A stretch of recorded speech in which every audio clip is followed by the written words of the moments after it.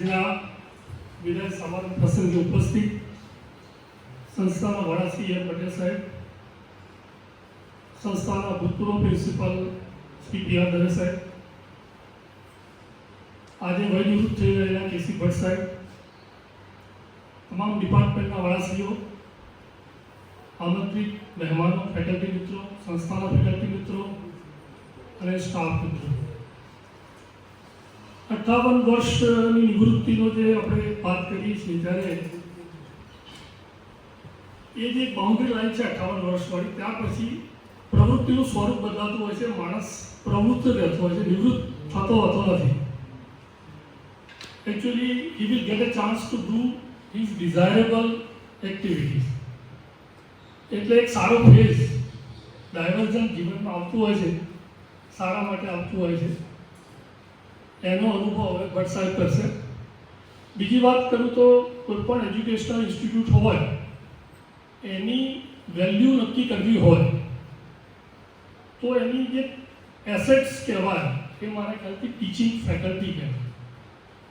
કોઈ પણ student admission લેતા પહેલાં કોઈ પણ એજ્યુકેશનલ ઇન્સ્ટિટ્યૂટ હોય એમાં ફેકલ્ટી કોણ છે એ જાણવું જોઈએ.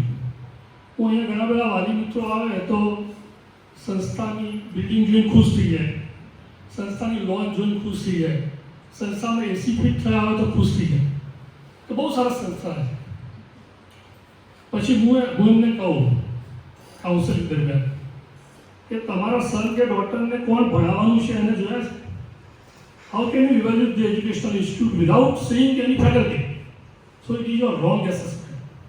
કોઈ પણ બિલ્ડિંગથી કોઈ દિવસ કોઈ પણ ટીચિંગ ઇન્સ્ટિટ્યૂટનું ઇવેલ્યુએશન ના થાય. હું મારા સનના એડમિશન માટે જાઉં તો ફેકલ્ટીને જ મળું, દિવાલ ભલે ગમે તેવી હોય, કલર થયું ના હોય. એ બીજ ઉપર આપણે જોઈએ તો ભટ્ટ સાહેબની બધી વાતો કરી, ટીચિંગ ફેકલ્ટી હંમેશા કોન્સ્ટન્ટ લર્નિંગ મોડમાં જ હોવી જોઈએ.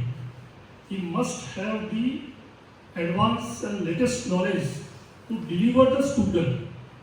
અધરવાઇઝ વોટ હેપન, 20 વર્ષ પહેલાં ભણેલું હોય એ તમે અત્યારે સ્ટુડન્ટને ભણાવશો, ઓબ્સોલેટ થઈ ગયેલું, ઇટ્સ ઇમેટિરિયલ. મેં એક ઇન્ટરવ્યૂ બુકમાં વાંચેલું, એક એક્ઝિક્યુટિવે પ્રશ્ન પૂછ્યું જે ઇન્ટરવ્યૂ આપવા આવેલો સ્ટુડન્ટને કે વોટ ઇઝ યોર અચીવમેન્ટ. એટલે એણે બધી બીઈની વાતો કરી, ગોલ્ડ મેડલ મળેલો 20 વર્ષ પહેલાં. ત્યારે સવાલ પૂછનારે કીધું કે don't tell me anything what you have achieved in your past year. Tell me only what you have achieved in your last year.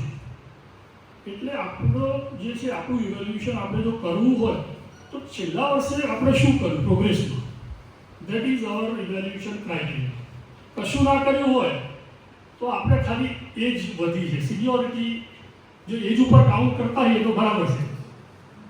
એટલે જે ભટ્ટ સાહેબની જે વાત બધાએ કરી પ્રમાણે પરફેક્ટ ફિટ બેસે છે કે he is constant learner, continuous learner. The teacher must be a constant learner.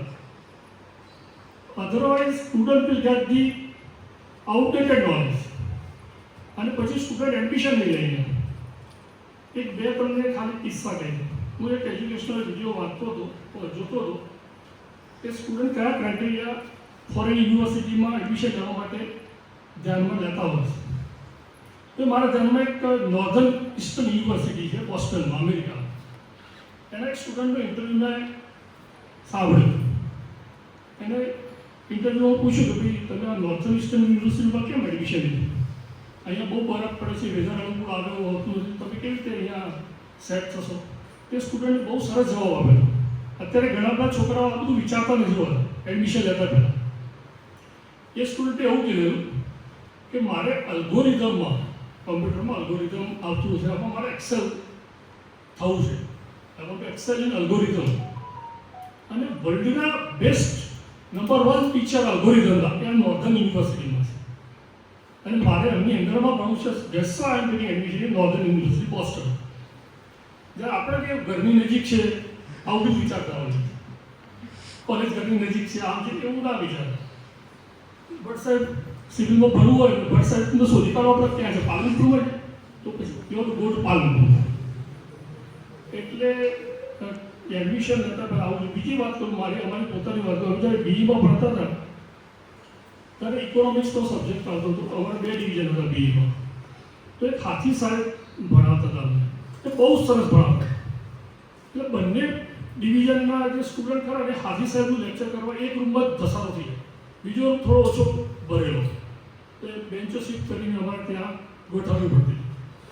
એટલે ટીચર જે છે, faculty is an asset for any educational institute to enhance the value of the educational institute.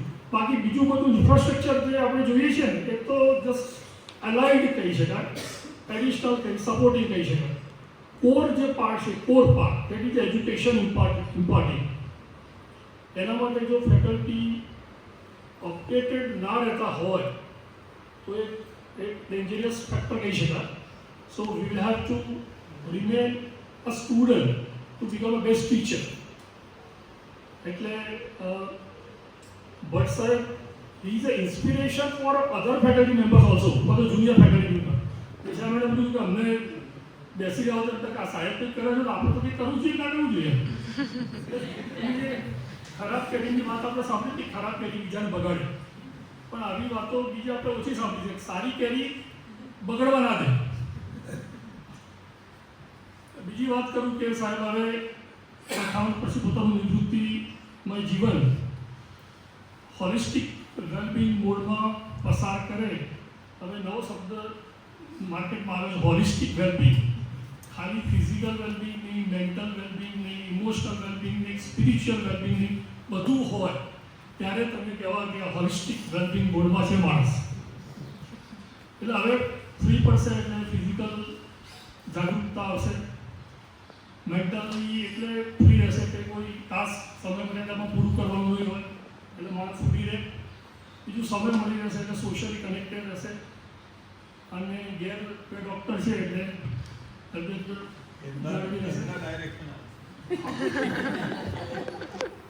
એટલે આપણે એવી એમને શુભેચ્છા પાઠવીએ કે હવે એમનું નિવૃત્તિ બાદનું જીવન ખૂબ સારી રીતે પસાર કરે, ફેમિલીને આસિસ્ટિવ રહે, એવી આપણે શુભેચ્છા પાઠવીએ.